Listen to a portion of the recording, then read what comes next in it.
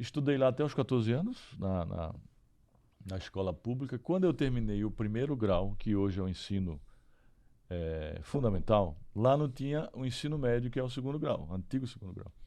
E aí meu pai disse, você já se formou. Se formou no primeiro grau, né? Para ele não tinha nem o primeiro grau. Já era Ele lucro. nem o infantil ele teve. Ele foi nada. Nada, né? Ele Sabe? aprendeu a escrever assim, ele sabe escrever assim, meio agarrachado. Sei. Ele diz, eu sei as 4 operações, que é somar, subtrair, Dividir, multiplicar. dividir e multiplicar. Ele sabe fazer. Mas escrever assim muito e ler assim muito. Sim. E aí ele disse, vamos trabalhar agora, vamos trabalhar na roça. Mas eu queria fugir daquele status quo, né? Eu tinha a mentalidade já de que eu queria mais, né? Que legal, cara. E olhava assim, qual é a única forma? Eu via os médicos, os advogados, os engenheiros, porque na época eram essas 3 profissões. Uhum. Eu falei, eu quero estudar, eu tenho que sair dessa situação de pobreza, desse status quo.